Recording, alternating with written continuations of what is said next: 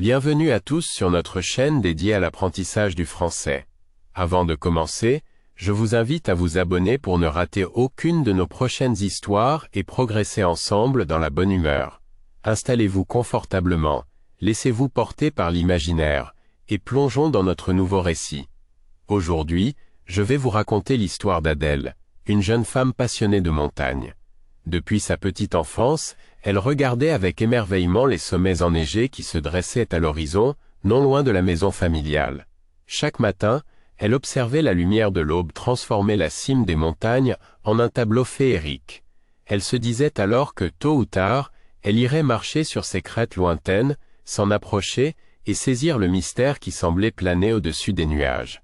En grandissant, Adèle s'est mise à faire de petites randonnées avec son père. Au début, il ne montait pas très haut, juste assez pour faire battre le cœur un peu plus fort et profiter d'une vue dégagée sur la vallée. Mais déjà, l'enthousiasme d'Adèle la poussait à vouloir aller plus loin, plus haut. Elle demandait toujours à prolonger la marche, même quand la fatigue se faisait sentir. Son père, tout en admirant sa ténacité, la prévenait. Le secret pour avancer en montagne, c'est de respecter son rythme et de ne jamais sous-estimer la force de la nature. Pourtant, Adèle n'avait qu'une idée en tête. Un jour, elle grimperait tout en haut du sommet le plus élevé de la région.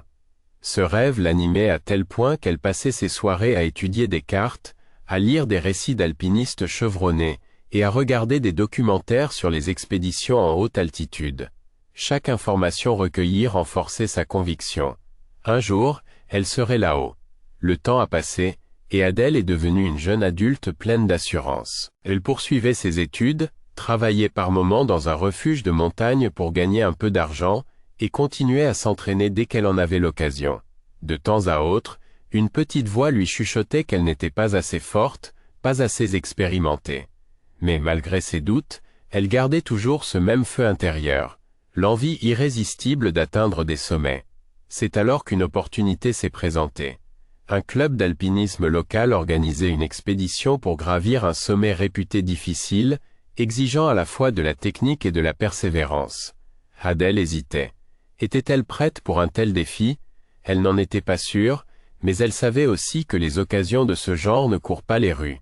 Finalement, elle s'est inscrite, un peu fébrile, le cœur battant, consciente que la préparation allait être intense.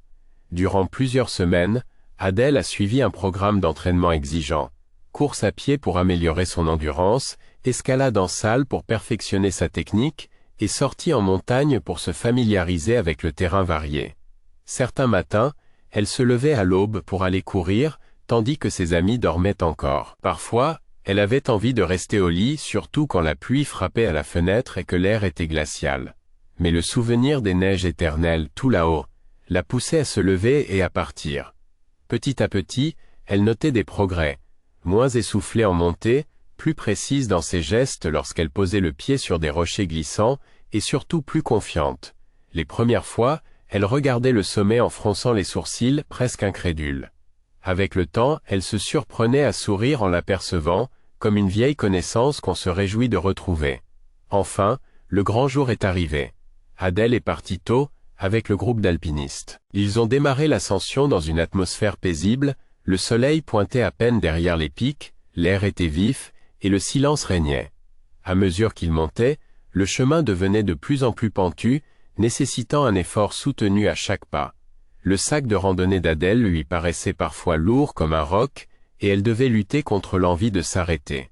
Au bout de quelques heures, un vent glacé a commencé à souffler, rendant la progression plus délicate.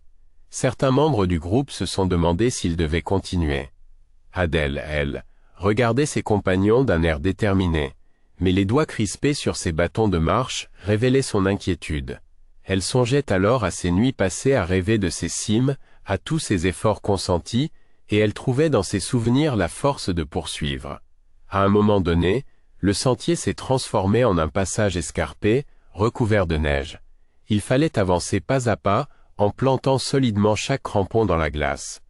La concentration était à son comble, et la peur de glisser se faisait sentir. Pourtant, c'est justement dans ces instants de tension que la solidarité du groupe est devenue palpable. On s'encourageait, on se donnait la main.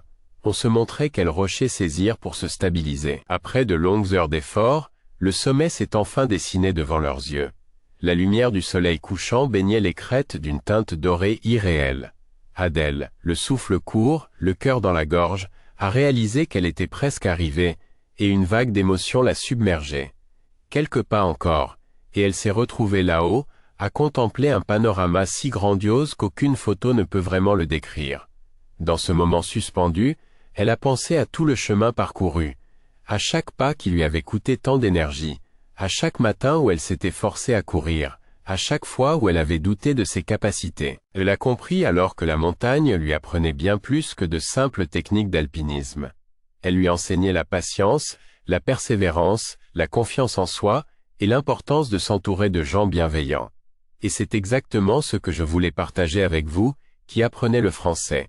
L'histoire d'Adèle, c'est un peu la vôtre. Il y a des jours où l'apprentissage de la langue vous semblera difficile, où les règles de grammaire seront comme ces parois glacées, abruptes et glissantes. Vous vous demanderez peut-être si cela vaut vraiment la peine de continuer, si vous ne feriez pas mieux de vous contenter de ce que vous maîtrisez déjà. Mais rappelez-vous les pas d'Adèle, chacun compte, même les plus petits. Chaque effort, chaque révision, chaque écoute attentive d'un dialogue en français est comme un crampon que vous plantez dans la glace pour vous élever un peu plus haut.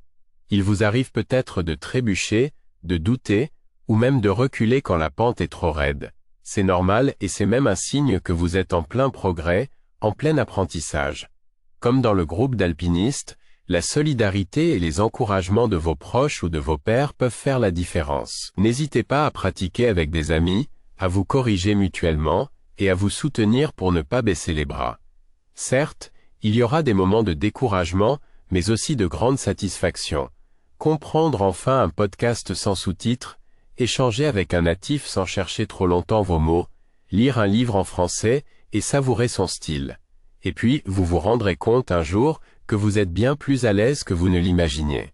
Vous regarderez derrière vous et verrez tout le chemin parcouru, tous ces efforts qui, mis bout à bout, vous ont mené là. C'est là toute la beauté de l'apprentissage.